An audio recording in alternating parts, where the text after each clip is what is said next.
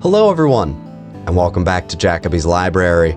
I am Zach the Winter Warlock here with Storm Gaming Alliance, and in this series we've been reading through all the books I've collected so far in my Skyrim Let's Play, The Adventures of Jacoby. Today's story kind of jumps around to a bunch of different perspectives. There's a possible attempted poisoning of the Emperor Raymond.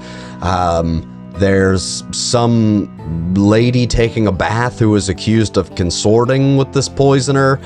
Some lady gives birth to a seemingly bastard child on the side of the road. It's definitely an interesting read. But without further ado, Second Seed, Book 5 of 2920. Second Seed, Book 5 of 2920. 10th of Second Seed 2920, the Imperial City, Cyrodiil. Your Imperial Majesty, said the potentate Versaduce, opening the door to his chamber with a smile. I have not seen you lately. I thought perhaps you were indisposed with the lovely Regia. She's taking the baths at Mir Korup, the Emperor Raymond III said miserably. Please come in. I've reached the stage where I can only trust 3 people. You, my son the Prince, and Regia, said the Emperor petulantly. My entire council is nothing but a pack of spies. What seems to be the matter, Your Imperial Majesty? Asked the potentate Versaduce sympathetically, drawing close to the thick curtain in his chamber. Instantly, all sound outside the room was extinguished, echoing footsteps in the marble halls and birds in the springtide gardens. I've discovered that a notorious poisoner, an Orma tribeswoman from Black Marsh called Katchika, was with the army at Kersuvio while we were encamped there when my son was poisoned before the Battle of Bodrum. I'm sure she would have preferred to kill me, but the opportunity didn't present itself, the Emperor fumed. The council suggests that we need evidence of her involvement before we prosecute. Of course they would, said the potentate thoughtfully, particularly if one or more of them was in on the plot. I have a thought, Your Imperial Majesty. Yes, said Raymond impatiently. Out with it. Tell the council you're dropping the matter, and I will send out the guard to track this Katchika down and follow her. We will see who her friends are, and perhaps get an idea of the scope of this plot on Your Imperial Majesty's life. Yes, said Raymond with a satisfied frown.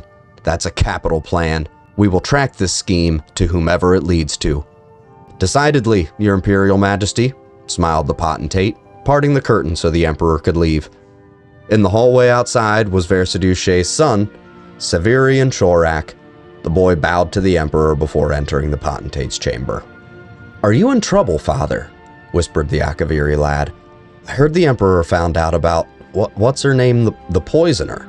The great art of speechcraft, my boy, said Versaduce to his son, is to tell them what they want to hear in a way that gets them to do what you want them to do. I need you to get a letter to Katchika and make certain that she understands that if she does not follow the instructions perfectly, she is risking her own life more than ours. 13th Second Seed, 2920, Mir Korup, Cyrodiil. Regia sank luxuriantly into the burbling hot spring, feeling her skin tingle like it was being rubbed by millions of little stones.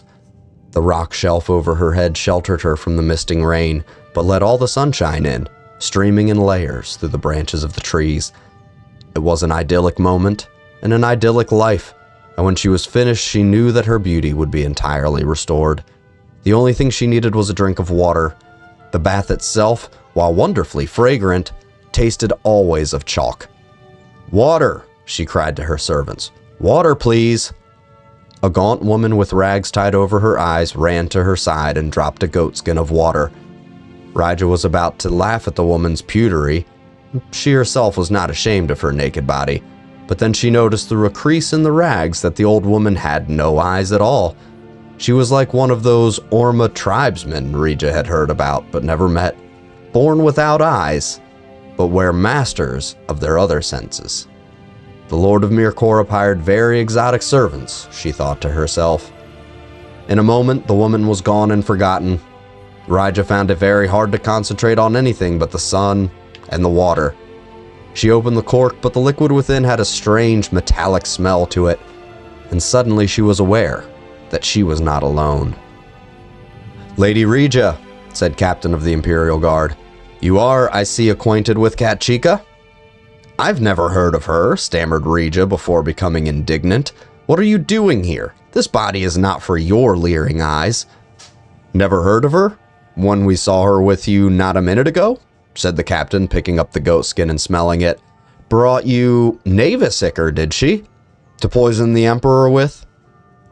"Captain," said one of the guards, running up to him quickly, "we cannot find the Argonian. It is as if she disappeared into the woods." "Yes, they're good at that," said the captain. "No matter, though. We've got her contact at court. That should please His Imperial Majesty. Seize her." As the guards pulled the writhing naked woman from the pool, she screamed, "I'm innocent. I don't know what this is all about, but I've done nothing. The Emperor will have your heads for this." "Yes, I imagine he will," smiled the captain. "If he trusts you." 21st Second Seed 2920, Gideon, Blackmarsh.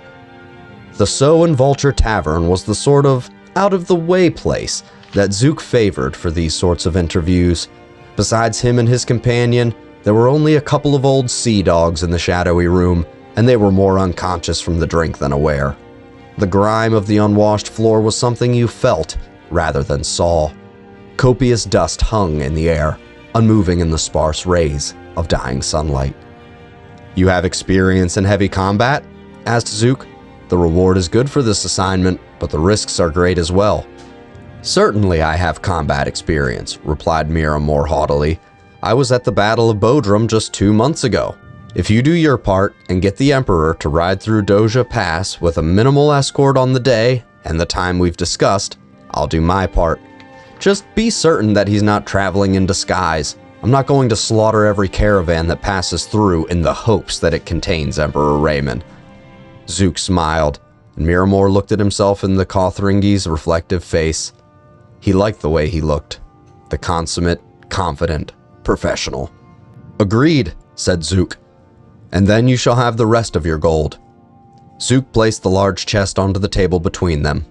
He stood up. "Wait a few minutes before leaving," said Zook. "I don't want you following me.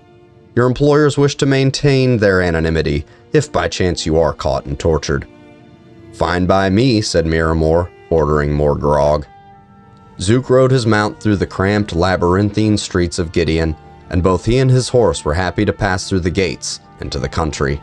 The main road to Castle Giovesi was flooded as it was every year in springtide, but Zook knew a shorter way over the hills.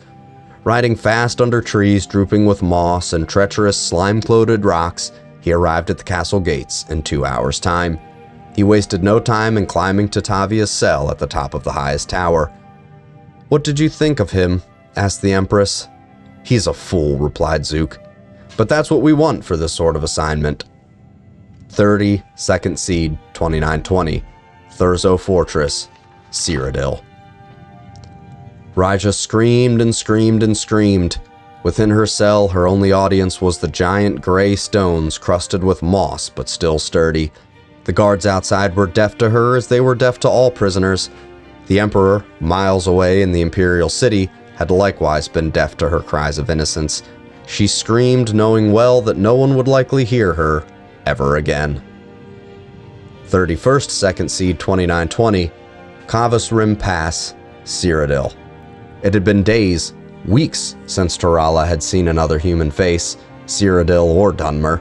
As she trod the road, she thought to herself how strange it was that such an uninhabited place as Cyrodiil had become the imperial province, seat of an empire.